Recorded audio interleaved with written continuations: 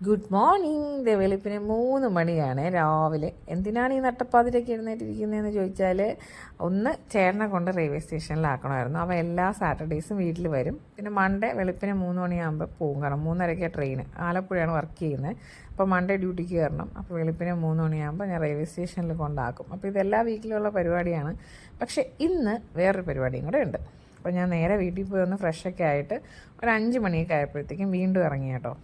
വേറെ അടുത്തല്ല, എയർപോർട്ടിലേക്കാണ് വന്നത്. എന്തിനാണ് എയർപോർട്ടിൽ വന്നതെന്ന് വെച്ചാൽ, ഒരാളെ പിക്ക് ചെയ്യാനാണ് എയർപോർട്ടിൽ വന്നത്.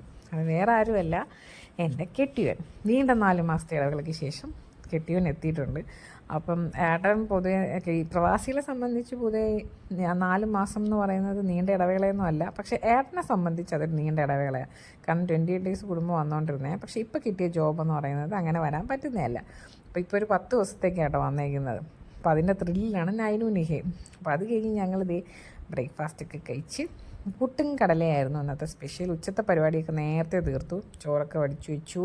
ഇന്ന് വഴുതനയും വെണ്ടയ്ക്കയും ഇട്ട് വിഴുക്കായിരുന്നു കേട്ടോ. പേരൻ്റെ ഫേവറേറ്റാണ്. അപ്പോൾ അതും ആക്കി. കപ്പയും മീൻകറി ഇല്ലാത്ത ഒരു പരിപാടിയില്ല. ഏട്ടൻ നാട്ടിൽ വന്നു കഴിഞ്ഞാൽ ഏട്ടന് ഇത് മസ്റ്റാണ്. അപ്പോൾ അതും ഉണ്ടാക്കി വെച്ചു. പിന്നെ എന്താ, മീൻ വറുക്കാനൊക്കെ പുരട്ടി വെച്ചു. 2 കഷ്ണം സെപ്പറേറ്റ് വെച്ചേക്കുന്നത് നൈനൂന് നിൽക്കുക കേട്ടോ, എരിവില്ലാണ്ട്.